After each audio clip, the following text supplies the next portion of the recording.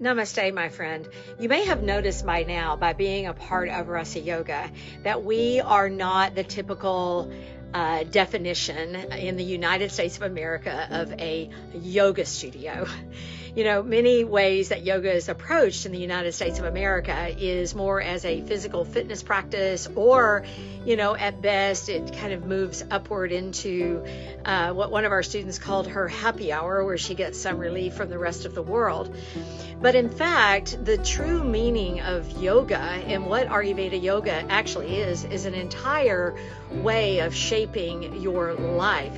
It is the quintessential leadership development. It is the quintessential peak performance in being unmoved by what occurs in the world, the ability to live in the world, but not become the world. There's so much more to Ayurveda and yoga than what the United States of America has defined it as. Because yoga in and of itself is not a physical practice. Yoga in and of itself is not even something you do. It's actually a state of being. It's something that we become. We become unified within ourselves. We become within ourselves whole, complete beings in body, mind, and in our life force, our pranic body. There is an order that is created that sets us up for just absolute success. And there are 7 stages to the successful yoga student. And if you have interest, then listen on, because these 7 stages of success, they are a direct reflection of how we're doing, and they're very, very typical stages that one might go through. The first one is what I call the honeymoon phase. This is the phase that people are in when they're often saying, I'm looking for my yoga home. And oftentimes they have these ideas or parameters to which they're looking for their yoga home, and it's what they understand yoga to be. And many people that walk through the doors here, you know, they come in and they go, wow, I found my yoga home. And what I understand that to be is that they understand that yoga is a practice, a study, a life application that continues forward. What they obviously already have is a high level of self-awareness, a sense of knowing that they are evolutionary creatures, and that they understand that as beings, if we're not growing and we're not expanding and we're not moving into what we might perceive as discomfort, and if our main focus is on resistance to pain, attachment to pleasure, these people have begun to understand that, whoa, that is no way to live. That's the honeymoon phase. And it's like, yay, I have found my home. And of course, we have hundreds and hundreds and hundreds and hundreds of people, probably easily going into the thousands for me over the last 2.5 decades of actively teaching. Maybe actually a little bit more than that, but you know how it is. Time goes by pretty darn quickly. Well, the honeymoon phase is a super fun phase. We all know what a honeymoon phase is like with any new start. But eventually, the honeymoon phase starts to fade. And when that honeymoon phase starts to fade, you know, our motivation begins to wane, our inspiration starts to shake. And when that starts to happen, then there's a time that's there that's like, okay, wait a minute. What's happening? What's going on? Well, it's pretty simple. In the deeper teachings of yoga, there's a term called tapas. Tapas is the heat or the power to be able to move past or to transcend absolutely any resistance to my aspirations that comes my way. And that's the point right there that leads us into the third, which is the third stage, which is choice point.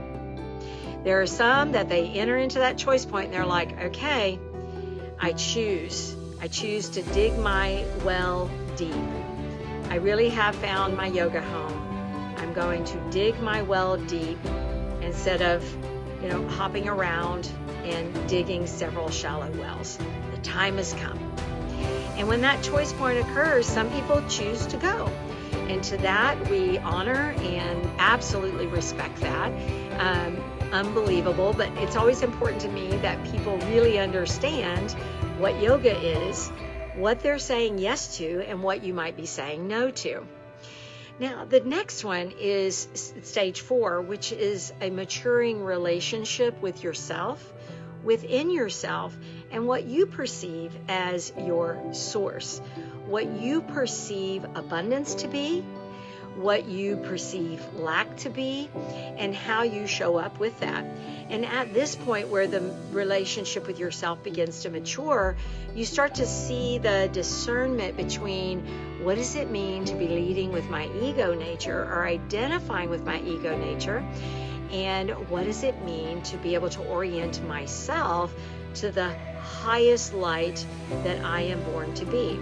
See, in Ayurveda yoga, the knowing is that each and absolutely every being has within them and is a light. And just like in nature, everything is seeking the light. So whether we're conscious of it or not, we're all moving toward and seeking that light. And that is the maturation of our relationship with ourselves. We start saying, you know what, it's not them that did it to me, it's not that did it to me, nothing was taken from me, but how can I step up and begin to learn what it means to step into my power and to truly take responsibility for my life. The next stage is value. You begin to realize your value. You begin to understand that you are in this world for a purpose, for a reason, that your birth mattered, no matter what your life circumstances look like. You are of value.